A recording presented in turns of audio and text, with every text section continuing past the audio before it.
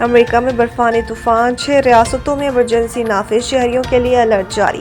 تفصیلات کے مطابق امریکہ کی شمال مشرقی ریاستوں کو تاریخ کے شدید ترین برفانی طوفان کا سامنا، جس کے باعث 6 ریاستوں میں ہنگامی حالت نافذ کر دی گئی۔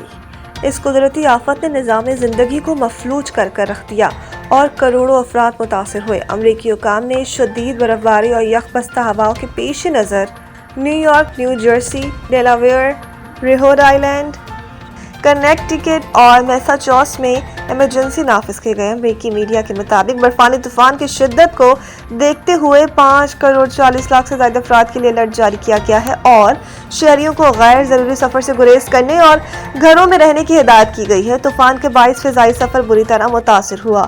3500 سے زائد پروازیں مکمل طور پر منسوخ کر دی گئیں، جبکہ 15,000 سے زائد پروازیں تاخیر کا شکار ہیں، جس سے ہزاروں مسافر ایئرپورٹس پر پھنس گئے ہیں۔ نیو یارک میں ٹریول بین، سفر پر پابندی نافذ کر دیا گیا ہے تاکہ کسی بھی ناخوشگوار واقعے سے بچا جا سکے۔